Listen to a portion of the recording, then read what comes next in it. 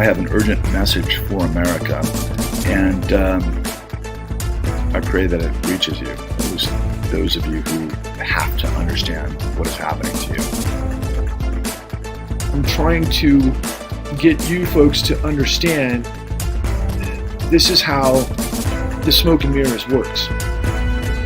You got to know the facts, and if we came together, we could overcome the corruption that's murdering us all. I'm just trying to make the world aware of the truth, and I've got it. It's hard to believe that it's 2022. I feel like it's Groundhog Day, considering this crazy world that we live in. I'm looking haggard. I look like I feel horrible. I just got back from a hike. I'm not shaven, and I just feel compelled to try to express something that matters, because I'm really having a hard time feeling that anything matters, to be honest with you. Some of you know me because we've made a pretty decent sized effort to get the word out to the world through a television series that I co-produced and actually was the narrator and the protagonist of, called The Con. And it was a monumental effort on behalf of myself, my colleagues, Eric Vaughn and Adam Bronfman, and so many others that worked with us through Redpoint Digital, and of course all of the wonderful human beings that met along this incredible journey. Some of you are familiar with my story. Some of you may have kind of gotten bits and pieces of it through social media, but I think largely, a vast majority of people have absolutely no idea who I am and probably never will. There's so much information, there's so much noise, there's so much disinformation, and there's so much confusion. Reminds me of a Jimi Hendrix song, quite frankly. Said the Joker to the thief, right? But why am I bothering to record myself as if anybody's going to listen or if anybody cares, quite frankly? You know that feeling you get when really all is lost and you're really at the end of your rope and you don't think that there's any way forward because you have done everything you can to try to endure another day. That tends to pile more challenges on you than you could ever wish on your worst nightmare, or wish on your worst enemy, I should say. And where you feel like you're in quicksand and you feel like there is nothing but darkness ahead, and that there's really no reason to go on. I know it sounds suicidal. I'm not, quite frankly, saying that in that context, although I promise you, thoughts of ending it all sometimes definitely cross my mind, but I don't think I have enough courage to do that. And unfortunately for me, there are people in my life that care for me and that I care for deeply that I just can't imagine leaving. And so therefore, I'll probably endure another day. But I feel that, given where I'm coming from, I just have to express something because, it just seems like we're in a massive dystopia dead end where I know there are millions of you out there that are feeling the same way that I do at this moment and have throughout so many different times of the last, quite frankly, 13 years. And you desperately want answers. So many of you have probably endured just as much as I have. I interact with people on Twitter. I interact with people on social media sometimes where I get told these stories that are just excruciatingly painful, but so necessary to understand. So for the really uninitiated, I'm a guy that just had a lot of questions after the collapse of the great financial crisis of 2008. I am a producer. I have been a producer for a long time. I'm a family guy. Ideologically, I believe in life, liberty, in the pursuit of happiness. I believe in the American dream. I was of the mindset that this was the greatest country on earth from the standpoint that I always kind of figured that we were on that long road in March in order to form a more perfect union. And I always believed in the credibility and the integrity of the system. And that's why after the collapse of the great financial crisis in 2008, nothing made sense. It was so disorienting because I was in a new home with a young family. I had just gone from being a successful producer on a television show giving away houses to where suddenly that show lost its funding. It went belly up. I became unemployed. I had these huge bills because I was into my first house, and things, were becoming suffocating. It was like getting buried in an avalanche. And, to mix metaphors, I mean, ultimately, this thing spit me out on a desert naked and, trying to be in a survival mode to protect my family. And as a result of that, I'll never forget my wife and I at the time, we had to really change our lifestyle completely. We went from, making pretty decent money to having to desperately go get 2 jobs apiece in the service industry to maintain a quarter of income that we that had before, and no time to spend with our young son. And it was incredibly debilitating. And as a producer and someone that really understood how to ask questions, quite frankly, because I had always been someone who asked questions. I've always been involved with the state of affairs in this world, going back my entire life, and I kind of thought I understood how things worked. I studied political science in college, and I pursued a career in Hollywood, and I was able to work my way up through the system to become a producer. And I was actually doing what I thought most of us were taught we should do and expect if we work our way through the system. And suddenly, as the whole thing exploded, imploded, fell on our heads, things didn't make sense. So I started to ask questions, and we started to pull the thread. And I had the great fortune of going to someone in my neighborhood. Some of you have heard the story before, but I think it bears repeating. And I went to a gentleman who became the executive producer of this massive quest that's literally 10 years in the making. And I asked him, I said, listen, none of this stuff makes sense.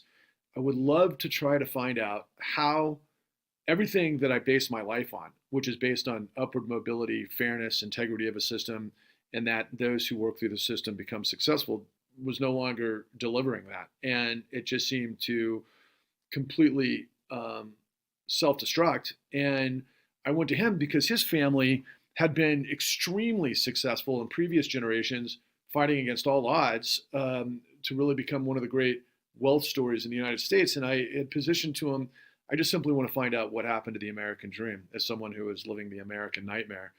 And his response to me, I'll never forget, was, if you can figure out how we went of, by, and for the people to of, by, and for the corrupt corporation, then I'm in.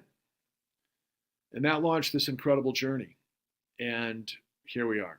And so I just got back from a hike. My world's falling apart again. It's 2022, and I feel like it's Groundhog Day. Why? Because every single day we are reminded and shown different degrees of a massive, massive criminal enterprise that everyone is aware of, but nobody seems to understand.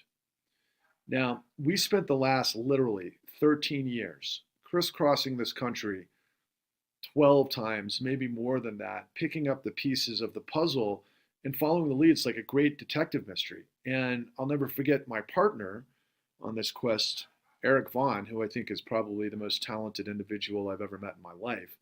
The guy who can really do anything and is so brilliant. It's remarkable. And and I'll never forget, at the very beginning, he used to think of me. He'd frame me as Captain Ahab, in search of the white whale.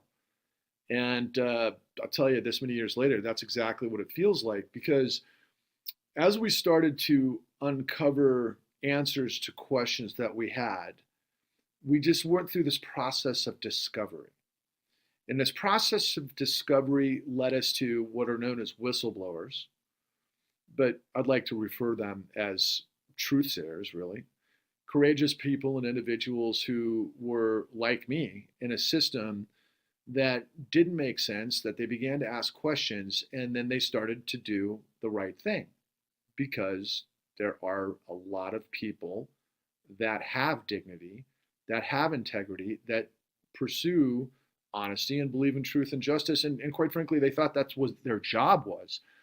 as that's what it actually said in their contracts, depending on the level of their professional kind of level. And that journey led us to people like, for example, Michael Winston. Michael Winston is an amazing human being that worked at the time at Countrywide, and he was involved with human resources and some other activity. And he started mulling around and pushing around and trying to figure out things that didn't make sense to him. And one thing led to another, and he started to understand that it was a mammoth criminal enterprise. And this is the largest mortgage broker in the United States at the time. And he did what any professional would do, especially in his position. He's what they call a grill. And what that meant was that he was supposed to be kind of an internal kind of professional mechanism that would present truthful information to Moody's and other credit rating agencies and others in the business press that would kind of justify the credibility of what the company was. In fact, I'll never forget learning that at one point, I think there was an article in Forbes magazine that described Countrywide as the 24,000% increase company. The numbers were astronomical, and as time went on, and this was probably in the 2002 to 2006 era, the company was just growing like nothing before in history. And Michael Winston, a professional who had come from other aspects of corporate America like Merrill Lynch and Motorola, and he had 3 degrees and he was a high-level executive, started finding out that, wait a second, this thing is a criminal enterprise. And he started to go to the executives that he had access to because he was in the C-suites, and that included the CEO of the operation, a gentleman by the name of Angelo Mazzillo.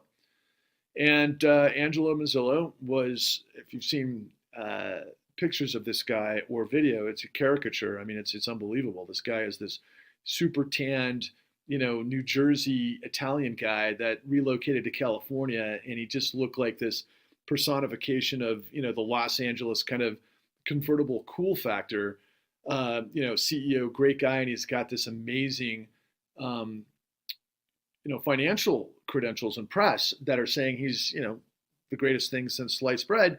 And Michael is like, wait a second, this company is hiring really the lowest of the low educated to work in a company that there was extreme turnover in. And as he started to unwind why that was, he found out that people who weren't making quotas and numbers would be thrown to the trash, and those that were superstars became incredible superstars. But then he started to find out that they were selling a fraudulent product, because one day a convertible Benz rolls into the parking lot and it says on the license plate, fund him. And he's like, wait a second, what does that mean? And the guy's like, fund him. And he's like, what do you mean fund him? Don't you have to have criteria and collateral and underwriting and all of those things that go into what our product is? He's like, no, if you can fog a mirror, we'll fund him. And so Michael is like, are you kidding me? And he goes to the human resources, he goes to the folks in the C-suite, and everybody starts basically shunning him and pushing him away and then threatening him. And he had like a staff of, I think at the time, let's just say it was numerous. And I think they got rid of like 90% of his staff. I think they got 90% of 90% of his budget because he was asking questions and they were trying to actually get rid of him. One thing leads to another and the company implodes. He's got another story that leads to an absolute tragedy where the poor guy got laryngeal throat cancer. I think he's on his 30th throat surgery. I don't know how he's still alive. For the life of me, I can't understand how he can still actually talk.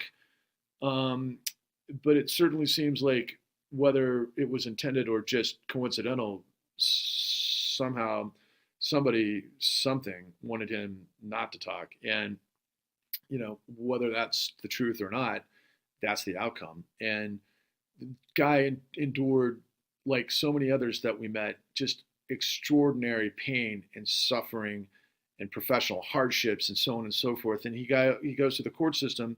He ends up winning, a large wrongful termination suit against the company that was then later overturned by an appellate court. And why is that relevant? Well, because an appellate court really went out of the way to overturn a decision. Now, about the same time, one of the biggest financial institutions in the world, Bank of America, engulfed, incorporated Countrywide, which at the time seemed very peculiar because Countrywide stock was going south quickly. People were starting to get wind that the company wasn't exactly everything it was cracked up to be. And, lo and behold, our friend Michael Winston gets churned and burned in the courts, and he's been on a mission ever since to try to make the world aware of what happened to him in the courts. Now, what happened to him in the courts, as it turns out, is what's happened to literally millions upon millions of people. So as we followed this thread forward, I was trying to figure out, okay, wait a second, this is looking like a pipeline. This looks like a criminal enterprise in a pipeline. And this journey led us to a gentleman by the name of Dick Bowen, Richard Bowen, out of Dallas, Texas, and he was working for Citigroup at the time. And when I started doing my initial research, I learned, because he was on 60 Minutes, what his story was, and I started reading a wonderful editorialist for the New York Times at the time who had posed the question, was Richard Bowen silenced? And as I started to dig into Richard's story, it was unbelievable because it was connected to Michael Winston. And how it was connected to Michael Winston is that Countrywide was providing incredible volumes of loans through securitization to banks like Citigroup. And so Richard Bowen was what they called a chief underwriter. He'd gotten, in his words, a promotion that led him to work with the gods in New York. And it was his job to do the investigations into the securities that Citibank, the largest bank in the world, was selling to investors around the world. I think at the time, at the end of this time period, it was to the tune of something around $90 billion a year. And these securities that Richard Bowen was finding out were fraudulent. And the reason that's important is they were made up with the worst of the worst, what we called liar's loans, that constituted these securities that were then sold into mortgage-backed securities that then had a whole host and array of derivatives action on them, which is like gambling, at the casino, maybe on roulette on somebody else's bet, whether or not those loans would perform. And Richard Bowen was literally looking into the loans that they were securitizing, and he was finding out that 80% of what he was looking into did not meet their reps and warranties. So why is that important to the, once again, uninitiated? Because not a lot of people grow up to understand securities and financialization. They just kind of want to grow up and live in a world that works. Just like we all have expectations if we get on a plane that it's going to fly us to our destination, or if we get in a car that the brakes are going to work. But in this particular case, somebody who's on in the inside, who is a professional, who has the ethics and a long history of doing so, the right stuff under these particular circumstances, was making his boss, and then later his boss's boss, and then later everybody within the system that were the executives that were under the law Sarbanes-Oxley liable for the reps and warranties that Citibank was selling to the world. And he was notifying them that they were selling securities that were going to blow up. Now, instead of the company just automatically stopping the practice and getting a hold of it and clearing it up and doing all of those things that you would expect from some executives that were paid incredible amounts of money to be able to know exactly what their company was doing and operating under, instead of them fixing the problem, what they did, of course, was, just like in the case of Michael Winston, they unceremoniously showed him the door, offered him retirement, offered him a package, told him don't talk. And of course, Richard Bowen, being the guy that he is, a man of God, quite frankly, a man of dignity and integrity and also courage, was in a bind. But then he just thought, I got to make the people who are responsible to know what to do with this type of information aware of it. And so he did. He goes to the Security and Exchange Commission. Those are the cops on the beat. The Security and Exchange Commission was created in 19 1933, after the Great Depression, because there was this investigation known as the Pecora hearings that led to the financial system at that time up to many of the same deceptive acts and practices that were occurring in 2008. And what that time period did after the leadership of the Franklin Delano Roosevelt administration came into office was they looked to fix the problems that had created the Great Depression. And they did that by doing several things, one of which was creating Glass-Steagall. Glass-Steagall was a mechanism by which investment banks couldn't speculate in commercial banks, meaning they couldn't speculate with other people's money to gamble, on really risky bets.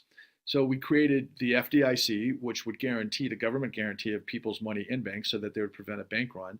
And then ultimately they created the Securities and Exchange Commission of 1933 and the Securities Exchange Act of 1933, which prevented illegal deceptive acts and practices that ultimately guaranteed that there had to be reps and warranties that merited what they were saying in the prospectuses. And what that means is that the products that these investment banks would be selling would have to actually be what they say they were selling as opposed to what Richard Bowen was finding. So what does that mean in the long run? So Richard Bowen gets thrown the door. He goes and talks to the SEC. He ends up in what they call the Financial Crisis Inquiry Commission, where the government, after the great financial crisis, looked to actually be doing the investigation to find out what exactly had caused all these problems. And Richard Bowen had sent literally thousands of emails, or presented thousands of emails of all of the investigators of who knew what, when, and how, and what they were hiding and why. And what were they hiding? They were selling illegal reps and warranties to the world. That blew up. And so what happened was, like I already mentioned, they showed Richard Bowen the door. He couldn't get anybody to listen to him. He gets investigated ultimately, and he goes to these public hearings, but because of some crazy things that happen with, signing certain things away with, a package deal that he did, he couldn't say certain things, and he could only rely on the investigators to ask certain questions. It gets a little murky and complicated, but the long and the short of it is that I want you to know, in that particular case, Citigroup ended up beating the investigation because of some major insider players, and that's another story. But they were able to do that by basically ignoring Richard Bowen's testimony, what he did, that if the FBI and the SEC actually did what they were supposed to do, given the evidence, then the aftermath wouldn't have happened. And what was the aftermath? Well, Robert Rubin, a guy who was at the apex of the operation, who was a former Goldman Sachs CEO turned Treasury Secretary under then President Clinton, that then became chairman of Citigroup, who was in the midst of all of what constituted what I'm telling you, ended up denying any understanding of what he was being told by Richard Bowen directly, who sent him emails directly when he was named chairman of exactly what was going on. And then Rubin did a shuffle dance that ultimately enabled him to basically skirt prosecution. And Citibank walked with $3 trillion for basically blowing up the world. They weren't the only ones. They all did it. Now, beyond all of that, the question becomes then, well, wait a second. If they were all able to do it, and what were they doing? They were doing this criminal enterprise that I told you, based on illegal reps and warranties that were backstopping and fueling liar's loans from the beginning that got put into these ginormous packages, sold into pension funds around the world and investors around the world. And why would they do that? Because the way it works in finance and banking is that people get paid fees for moving product forward. The question is, would you loan money to somebody who couldn't afford to pay it back? Well, in this case, you did. Why? Because ultimately, in the example I just gave you, in terms of Citigroup walking with $3 trillion, as it turns out, Uncle Sam, or a lot of people would like to parse hairs on what that actually means in context to the Federal Reserve, literally provided emergency stimulus funds, of which led to that $3 trillion backstop of what Citigroup was doing illegally around the world. Giant illegal criminal enterprise that ultimately not only made money on the fees the entirety on the way up, but when they blew up the world and everybody else, they got to walk with trillions and trillions of dollars that were backstopped for their losses to keep them obviously moving forward. And that number sounds extraordinary until you understand that actually, and I got to set it up like this. In the aftermath of the great financial crisis, there was a lot of haggling going back and forth in Congress. President Obama had just been elected president, riding a populist wave of change we can believe in. And when he came into office after the Bush administration had already been dealing with this absolute disaster crisis, what we had at the time, the Treasury Secretary was Hank Paulson, who was also a former Goldman Sachs CEO, who actually was heavily indebted or involved, I should say, with Goldman Sachs's action in the mortgage-backed security market. He ends up becoming Treasury Secretary, and then both he and, of course, all of the people that were involved, within the system, the chief regulator, the president of the New York banking, I got to think of what his title was at that time, but Timothy Geithner came out of the New York Fed, which he was a regulator, quite frankly, and of course Alan Greenspan throughout this whole time was the chief regulator of the Federal Reserve, and ultimately you have Ben Bernanke, who was an expert in the Great Depression and was also head of was transitioning at the Federal Reserve after Alan Greenspan as head of the Federal Reserve. And so what ultimately transpired was that the press reported that there was a program called TARP, the Troubled Assets Relief Program, that provided $700 billion of emergency lending to Wall Street to create liquidity in the system. And as part of that, a lot of people didn't really fully understand it at the time, but it was to acquire bad assets, get it off the books of the bank so that they could be, free to lend. And then we could put that on, Uncle Sam's account. Basically, what we did was we took the bad assets and obviously we transferred that to Uncle Sam, who could sit on it for a long time. And in the process, everybody thought in media, we're talking about $700 billion, which became $750 billion, because $50 billion of that was used supposedly to help homeowners that were going through the foreclosure process, and that was known as the Home Affordable Modification Program. But $29 trillion was lent to Wall Street and all of these major firms, and quite frankly, a very small percentage of them in terms of the giant apparatus of financial operations around the country. It was pretty much given a vast majority of this emergency lending to the majority of the bad players who represents a minority of the financial system. So that's where we came up with this notion of too big to fail. And that's the world that basically gave birth to my new life, because my life before that was, okay, we have people that are professionals in positions of power that make sure the system runs efficiently because we're a superpower. We have incredibly educated and bright, smart people that obviously have professional decorum. And so as somebody on the outside, you just expect that the system is going to function properly. But suddenly, because all of this stuff wiped out and I'm in the situation in the crosshairs of it all, my life is completely coming unglued and collapsing. And it's very difficult, as many of you know. When I think back to it, it's just extraordinarily horrific nightmares, quite frankly, to remember back to that era. And when the world is falling on you, when you've got responsibilities, you feel a degree of desperation, and many people react to that and express themselves differently. Many people committed suicide. Many people got divorces. Many people went homeless.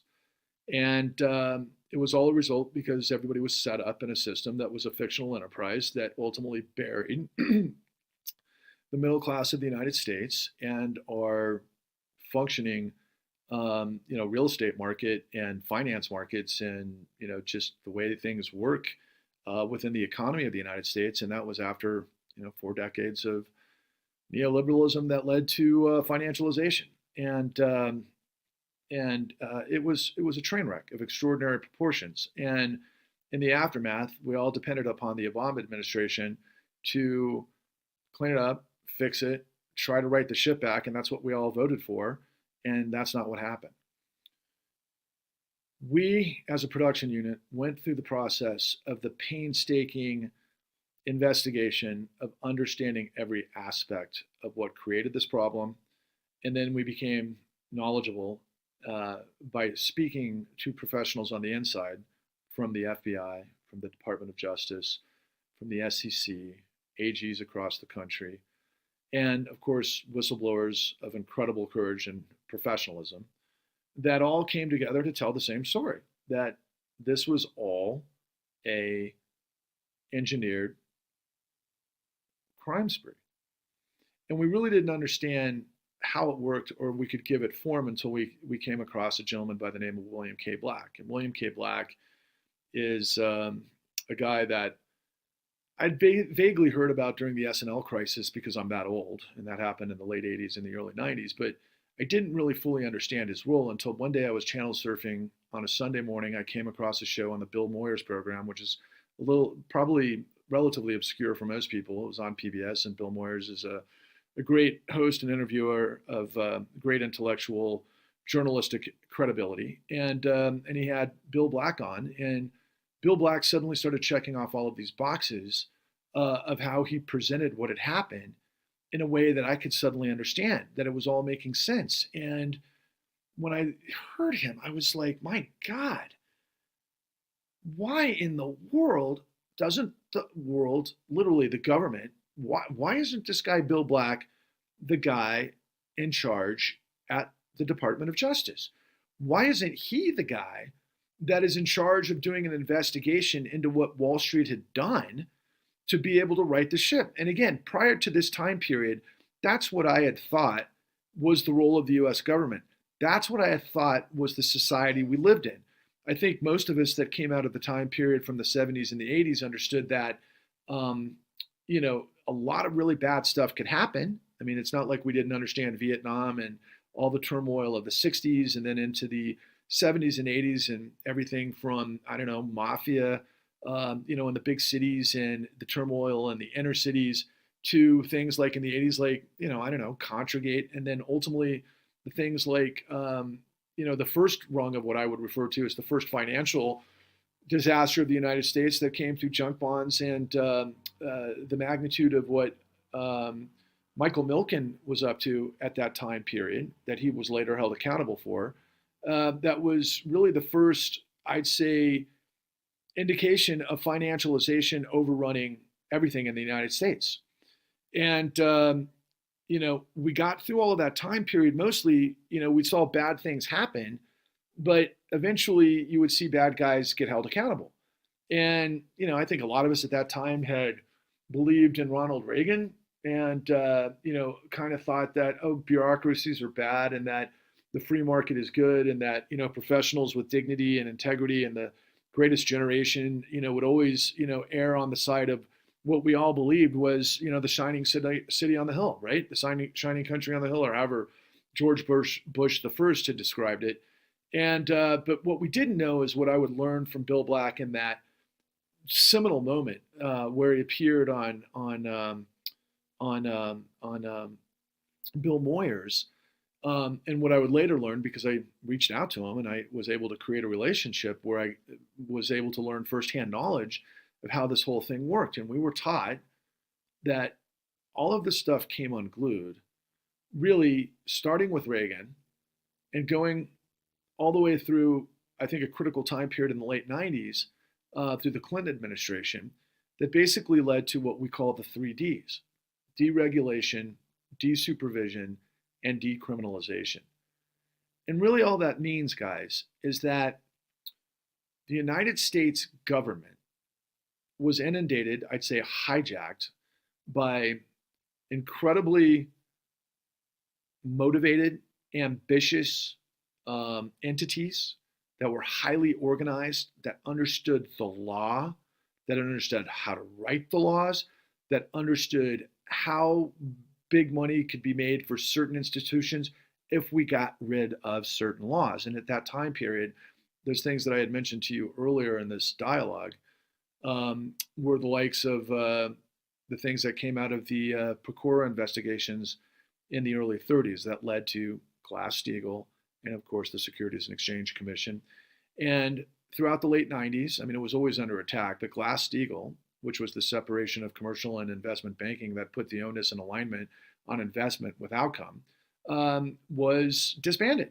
And it was disbanded because Citigroup at that time, was led by both Jamie Dimon, quite frankly, in second position, and the gentleman's name who eludes me at the moment, Sandy Weil, who became the CEO of Citigroup. They created what was known as a supermarket bank, and they worked with Phil Gramm out of Texas, and they knew the levers of power in government, and they had this attitude to deregulate everything, which means create an atmosphere where people who are thieves that are very clever can create diabolical matrices of financialization that would set people up so that they could make huge fees in a smoke and mirrors fictional economy while ultimately not being on the hook for the downside if things blew up. I learned later, speaking with people like Eliot Spitzer, former AG of the state of New York and, of course, governor, and he has an incredible story as well. But I remember speaking with him on camera, and he had said to us, the three most dangerous languages in money are other people's money. And what they did was they basically were so clever, and they being the financial system and some of the smartest people in the world who come out of the best schools in the world, who are the most highly compensated, came up with different ways to find the short-term path to huge profits that did not have any downside. Meaning that what we learned through Bill Back is that this is called control fraud. And control fraud is when CEOs, the boss of a seemingly legitimate operation, is actually running a con. And that con is to, sell as many loans as possible without underwriting, without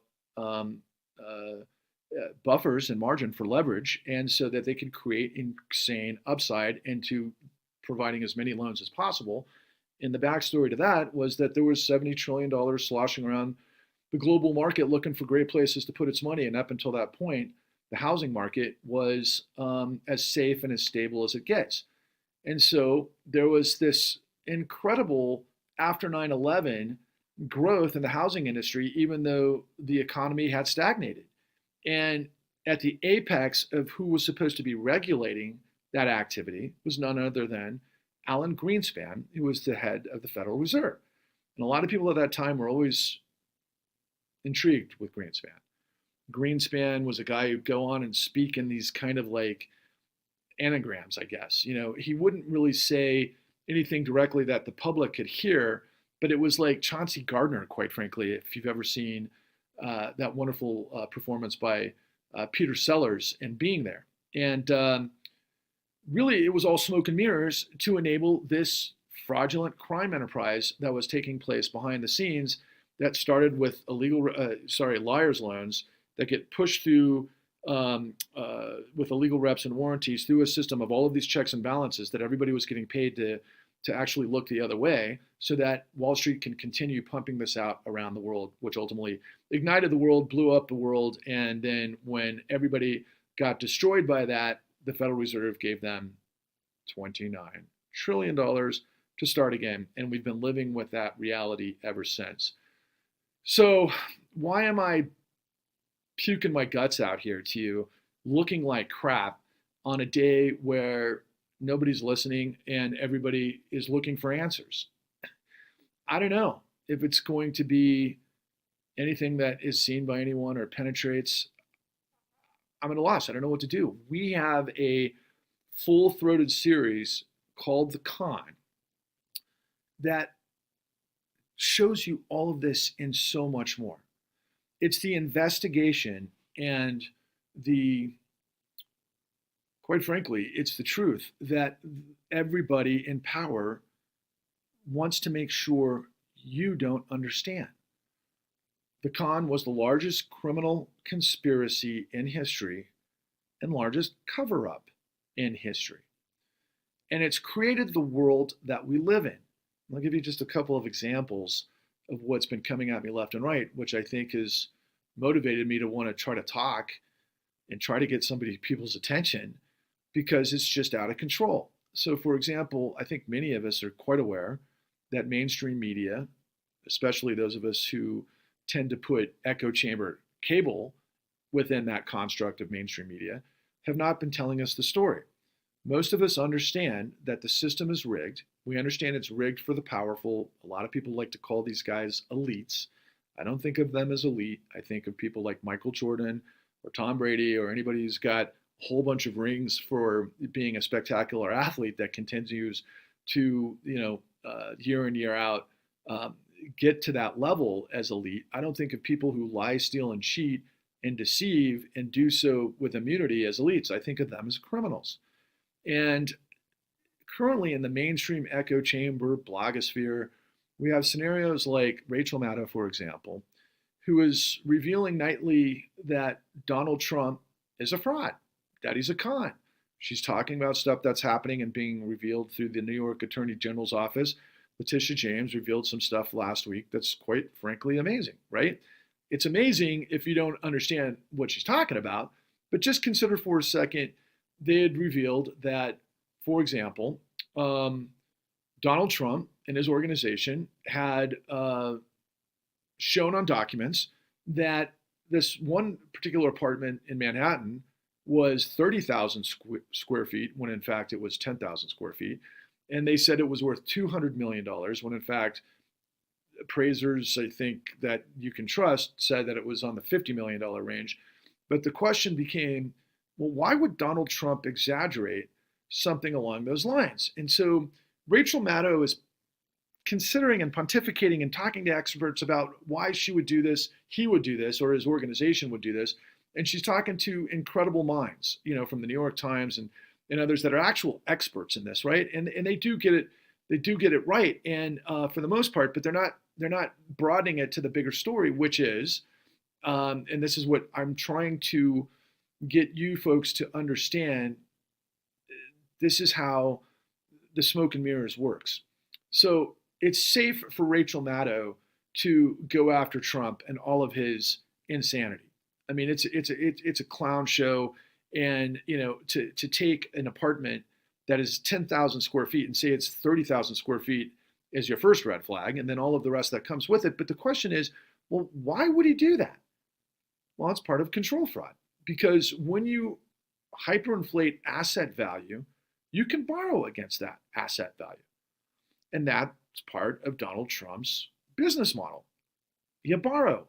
He's been saying that since the 80s. He's not shy about that. He says it all the time. And so what he's in the midst of is control fraud.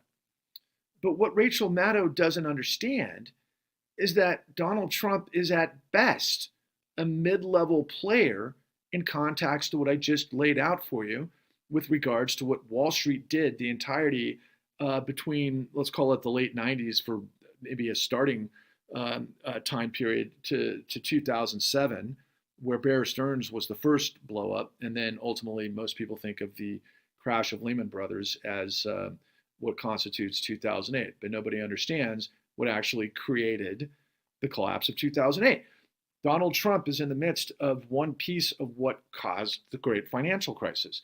Now, further, and I do think that I hope that this gets somehow hot out there, is that Donald Trump also was revealed in 2012 to have sued Deutsche Bank, his primary lender, who is making all these loans because of the control fraud that we're talking about, which is the same control fraud that was happening at Citigroup. And of course, Deutsche Bank's from Germany, which has a huge connection to Russia, and there's a whole lot of money laundering going on there. But in this particular case, the magnitude of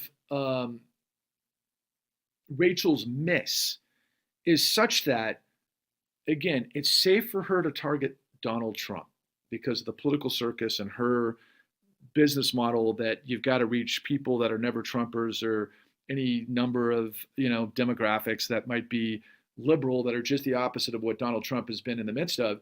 And she gets her 1 to 3% a night. I mean, those are big numbers and justify a $30 million a year salary, from what I understand. I think that's where she is now. I know that it was quite a bit less, and I'm not sure if that's accurate. But the bottom line is, She is one of those people that we listen to, and she's getting the story wrong. She's getting that much of the story when, of course, if Donald Trump is out of control with his little hands on something where he amplified the value of an apartment, from 50 to $250 million, what are we talking about in terms of what I just told you? Wall Street walking with $29 trillion. I think most of you know the math is that there's 1,000 billion in a trillion.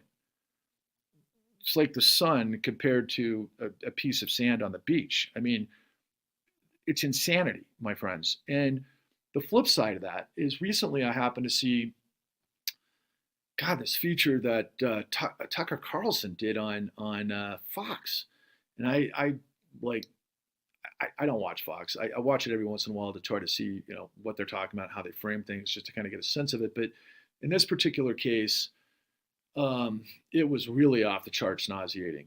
Tucker Carlson had this huge expose on homelessness being this national scourge, and he blamed it on two things. People that are homeless, he says, are people that he believes, I didn't see a lot of any evidence or interviews or anything to this, he just attests to it, that people who are homeless want to be homeless because they're drug addicts and they can get drugs on the street. But his bigger point was that the cities are encouraging it. In fact, he went so far as to say developers are building free housing in Seattle that have these beautiful views of the Space Needle and I guess, the volcano. I can't even think of Mount Shasta is down in Oregon, but you know what I'm saying. It looks like Mount Olympus outside of Seattle. Beautiful, right? But what his broader point is, yeah, developers are happy to take the state's money and build free housing. But what he's saying is, why would we give money to drug addicts and thieves and people who don't want to live in society when we could make that money available for small business loans? I mean, my God, this guy Tucker Carlson has absolutely no understanding that there was, for example, or maybe he does. I mean, I've seen him do stuff, for example, on private equity that I actually thought was relatively impressive, and I don't know why you can't put two and two together in this particular situation, except for he gets paid a lot of money, probably not to. And that's my point of fake media in both directions. And Tucker Carlson is a guy that, is blaming this excruciating suffering on millions of people, many of whom may have drug dependency issues right now and all sorts of problems because they got ground down in the courts and everything else, losing their houses after the great financial crisis. And I know many of the percentage of these people, particularly in California, came out of that excruciating disaster.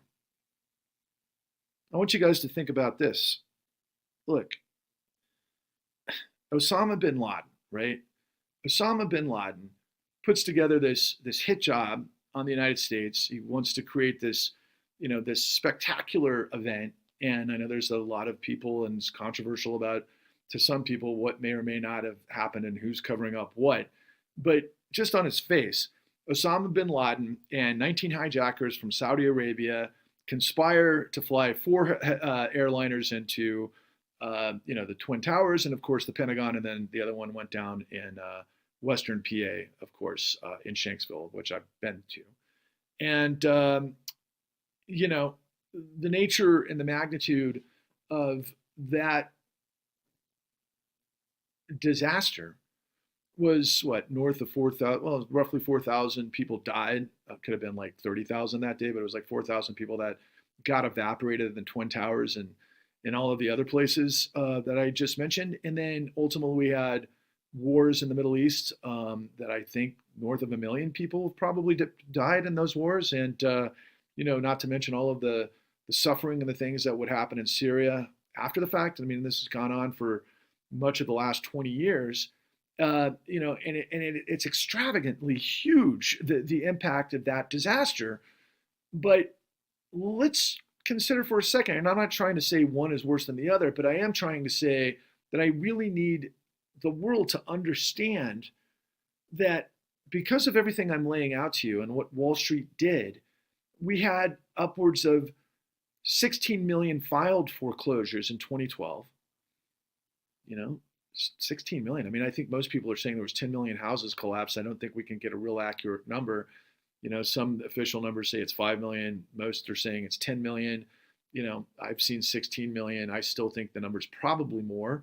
But in any case, we're talking about tens of millions of people that got directly destroyed in the United States as a result of a criminal enterprise that we not only rewarded the people that had engineered this entire problem with $29 trillion, but none of them got investigated or went to prison.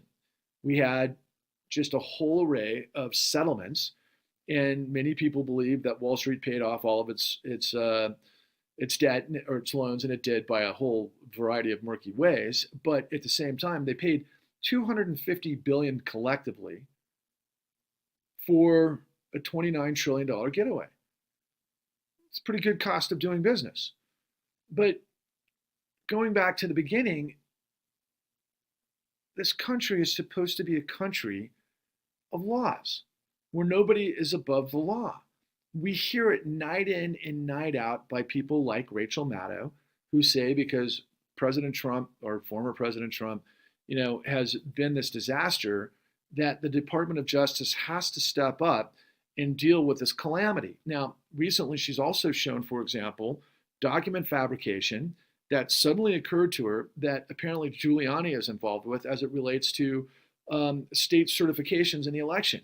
All very compelling stuff and all very interesting to watch, but it's really just mind-blowing to me. And I know the millions of you out there that are aware that there was millions upon millions of documentation fraud in the liar loans that made up what created the 2008 great financial crisis, not to mention that there was, I've got access to at least 75,000 pieces of documentation fraud that was used to foreclose on people illegally. I got to assume, based on what I've seen, that that number is spectacularly larger. And I think that there were millions upon millions of illegal foreclosures.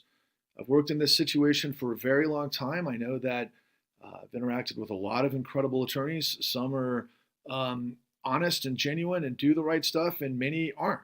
And the ones that are the real deal tell you behind the scenes that the judges know that this is going on.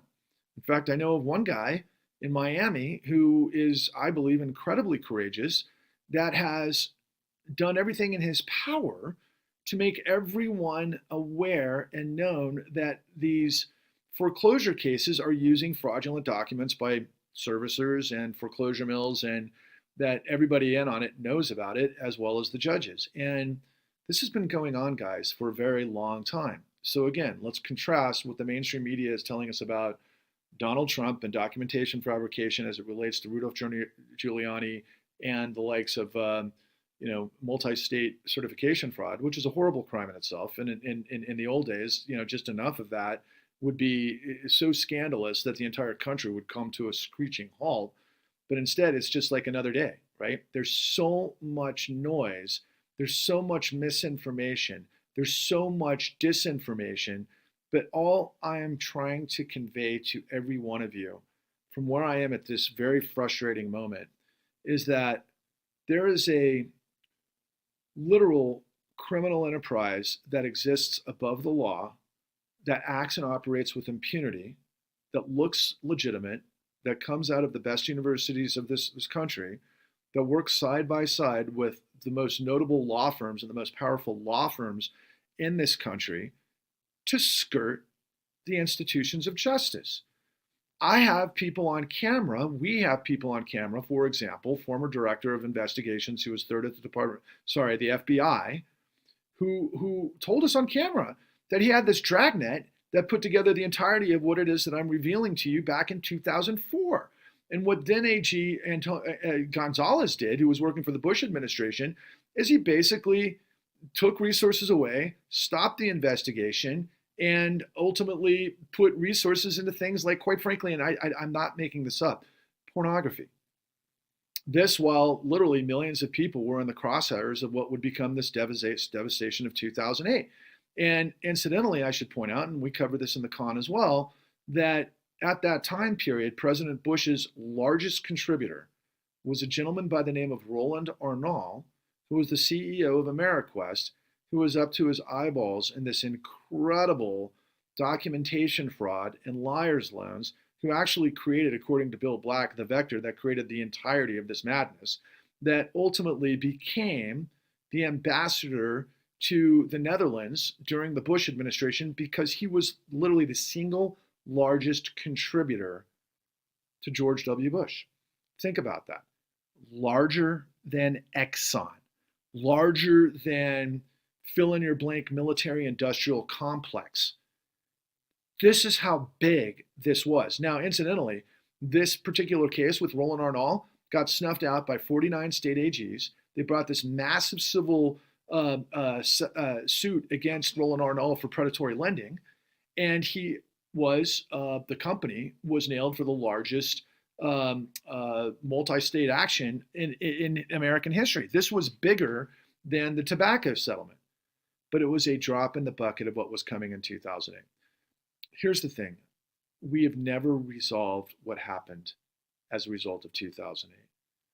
We have put this into the con, painstakingly did it correct. We talked to the best people, the ones who have the answers.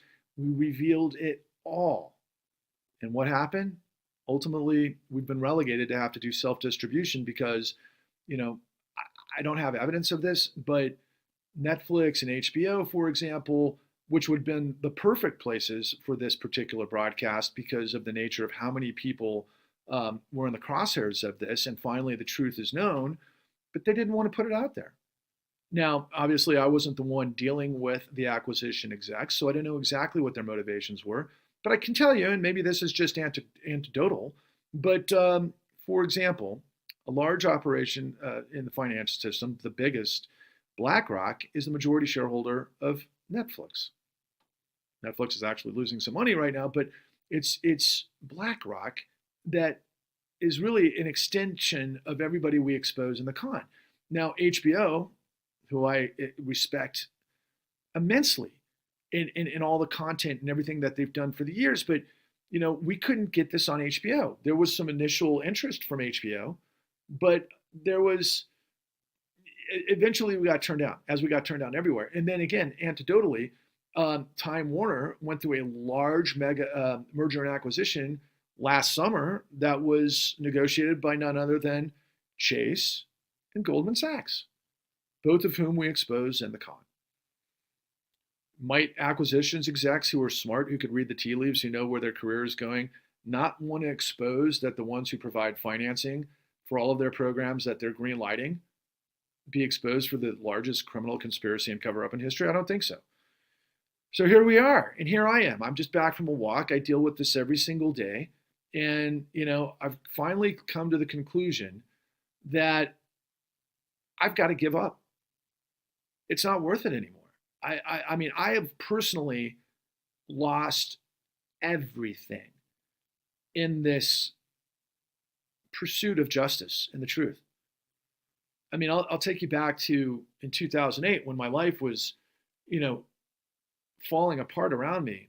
I'll never forget looking into my son's eyes, and I think he was like 4 years old at the time, and I drove to Little Cottonwood Canyon in Utah, and I went and I crawled up on a big rock, and I thought about sending it, which is a terminology when you live in the mountains when you jump off cliffs. I was ready to end it, and I remember sitting up there that day, and I was so distraught, and I was so depressed, and I was so lost that I just made a promise to myself that I was going to find the answers. Now, thank God for me, I found the right people to help me get the answers, to fund this incredible journey to go get those answers. But we did. And after all of that incredibly difficult process, that was like, moving a giant boulder to the top of Everest backwards without shoes on. But we did it. And we did it. And it was just so freaking remarkable because my partners demanded it. And quite frankly, Eric Vaughn, our director, who's, I think, one of the greatest human beings I've ever known in my life, is Michelangelo. This was the Sistine Chapel. And now we've gotten it out there to the world. And the millions upon millions of people that are looking for answers don't know it exists. And even when they do find it, they're like, yeah, I don't think I want to watch it because I don't know. I can't be inside their heads, but my guess is that, maybe they want to look through their Instagram account, or, like I do myself. If you get on, what's it called? TikTok, you can lose an hour and be like, oh, well, I was thinking about watching it, but now I'm going to go watch the football game. I mean, this is a cultural thing, guys. And I don't know if we're completely so lost in translation that we don't have the capacity to understand right and wrong. I don't know if we have the desire to. I think that most of us has just given up. I think most of us are like where I am now, where it's like there's nothing we can do that, this does not end well. And the thing that bothers me above all else, like there wasn't enough to be bothered by through this whole, whatever this is. The people that are the most motivated are the ones who just want to blame people of different colors or races or genders, or people that are victims, and they want to come together in this sort of like brash, let's make America great again, by what? Championing a guy who's a complete freaking criminal? What credibility is there? I know people that are in the court system who've lost their homes, who know about the corruption in the courts, who literally think Donald Trump is their savior. Meanwhile, he's a guy that was practicing in predatory lending with Trump mortgages and Trump university, where he got busted for predatory lending. And I think the only suit he's ever copped to was a $25 million civil settlement that was based on predatory loans that were just part of this whole thing. It's my actual, thought process that Donald Trump knew about all of the documentation fabrication back as this whole thing was happening, when he had, the Trump mortgage, and not to mention the fact that he knew about appraisal fraud because of his entire, stuff that Rachel Maddow is putting out, which is a control fraud. So would you ever put it past a guy like Donald Trump, who's lied, I think, over 5,000 times, that he'd be like, wow, what if I create, the big lie and make it out that the election was stolen against me, and then engineer document fabrication, because he's playing the media that's playing everybody, that's getting played by the justice system. And it's just a rat race of insanity and stupid, selfish, criminal behavior apart everybody that's in the apparatus of power. And that's what I'm trying to express to you guys. Look, who am I? I'm just a guy, right? I'm just a regular guy. I'm just a guy that, wanted to provide for his family. I'm just a guy that, wanted to be honest and live with, justice, and be, somebody who could be somebody that my son could look up to. But instead, I've literally lost everything. I'm in the process of, going through a divorce. I mean, I wiped out heavily last year. My son's got issues, and it's like I'm just living the same life that so many people express to me. Like, I got a guy on Twitter the other day that said, oh yeah, man, I lost my house. I lost my wife. I got divorced. I wanted to commit suicide. I ended up homeless. And then ultimately I beat Wells Fargo. And I was like, oh man, I want to hear your story. But what I'm also trying to sync with everybody that's out there on all sides of the ideological, political divide, and, that are confused beyond comprehension. We have proved the corruption. You don't have to ask and wonder who did what, when, and how, and who covered it up and why. We present that to you on a platinum platter. You got to know the facts. And if we came together, we could overcome the corruption that's murdering us all. That's what I'm trying to tell you. I believe that forever, but I've lost hope. I don't think I can carry on anymore with this. I kind of feel like I got to quit. That's why I'm making this recording now, because it's kind of a last ditched effort. I'll be honest with you. It occurred to me, I wanted to do something sensational. I thought about flying to New York and throwing a pie at Jamie Dimon and having it go viral. Ridiculous, idea, but I'm not going to do that. And, it occurred to me, I'm like, I wonder if people will be like, oh my God, why would that guy throw a pie at Jamie Dimon that would go viral? And then people start going, well, oh, wait a second. That's the guy that made this television series investigative program called The Con that reveals that Jamie Dimon is a 5-time recidivist, that his company is literally owns the United States government, and Obama worked for him. And oh, by the way, Rob Reiner and all the rest of the liberals that are saying now that Biden might have a Supreme Court justice pick, to, put Obama in there. The guy who let Wall Street get away with this insanity that led to Trump and has created this madness of this empire in a death spiral. Yeah, sure, it would make sense to put Obama in the Supreme Court, and I'll tell you why. The Supreme Court this last year had a case of Goldman Sachs, who was being sued by the Arkansas Teacher Pension Union and the National Pipe Fitters Union because of illegal reps and warranties and deception that blew up their retirement savings because they were shorted in what was the 2008 great financial crisis.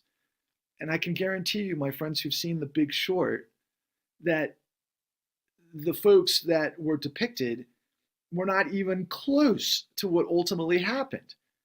A gentleman by the name of John Paulson, not to be mistaken for Hank Paulson, who was Secretary of Treasury at the time, who came from Goldman Sachs, but John Paulson and a guy named Paolo Pellegrini were hedge fund guys that got involved with doing a Big Short. And there's a lot more to that story, but ultimately Goldman Sachs set up pensions, what they refer to as stupid money. I am not kidding you. Teachers and workers are thought of as dumb or stupid money. They just get pilfered, state pensions, from these huge financial apparatuses. And the Supreme Court basically ruled on behalf of Goldman because they didn't investigate the facts, which is what we have done in the con. I don't know why I'm the guy that's telling you all this stuff. Again, I'm just a regular person. I'm a citizen of the United States, and I'm just trying to be a citizen. We expect pilots who fly 747s to know what they're doing so we can get from point A to point Z successfully. Same with those who build our buildings, same with those who build our bridges, same with those who do any number of things that any of us could get destroyed by. So why wouldn't we have the same expectation of our government and our financial system? Well, of course we do. But they betrayed us. And they continue to betray us because you do not understand what happened. I don't know if you're going to click rent, honestly. We've set this thing up where you get 5 episodes of the truth that the United States government gets paid $75 billion a year to prevent. That led to a $29 trillion heist that's led to another 30 trillion since, to be quite honest with you. And it's happening every single day. Didn't accomplish. And we're charging $2 an episode for this monumental truth. Look, man, say what you will about the free market and say what you will about capitalism and communism and fascism and all of the other isms. Look, man, corruption infiltrates all of them. If you don't have the integrity of the rule of law and the right people holding the bad guys accountable, you're going to have absolute chaos. So, if you don't want to spend $2 for the truth that destroyed your life, okay, go listen to Rachel Maddow, go listen to, Tucker Carlson, go listen to frickin' Donald Trump and Rudolph Giuliani, and go listen to whomever like Obama tell you what the truth is. They're all lying to you. You don't know me. You don't know anything about me. But I'm telling you the truth. And I think I'm done trying because I don't think most of you want to listen anyway. And if that's the case, then good luck to us. But I hope, 1 in 10 of you were raised like I was, even though I look like a slob right now, even though I look like crap. I was raised by 2 incredibly beautiful people that are professionals, that live with integrity and had always lived with doing the right thing. And that's how I was able to understand when I was looking at the wrong thing, because like the 2 greatest films of the 90s that inspired really my thinking, there was 2 that set this whole journey up. The first was The Usual Suspects, when Kevin Spacey said the greatest trick the devil ever played was to convince the world he didn't exist. I simply channeled my inner Ezekiel Rollins in Devil in a Blue Dress when he got tired of them pissing on my head, telling me it was rain. America, woke is a joke, but being understanding of the corruption that is destroying us all is the only thing that's going to save us. And I pray somehow, some way, this message gets to the people that need it to hear it the most. Nobody's going to come to your rescue. They're going to destroy you. They'll destroy all of us. They already have. The only way we can save this country and ourselves and just the rule of law and the integrity of our system and the country and democracy and all of the rest of it is if we come together to rise above, to purge corruption. I propose to do it peacefully, civilly. I think that we have to press on organizations of power, and I think we have to find people amongst ourselves to elevate into positions of power to overcome this madness, because corruption has been killing us for decades now, and it's only going to get worse. If you want to be a part of the solution, save your family, save yourself, save the future.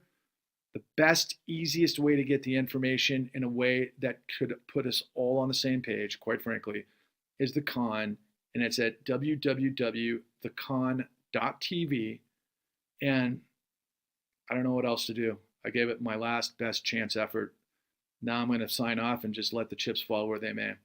Onward and upwards, America. I hope we can come together. Be well.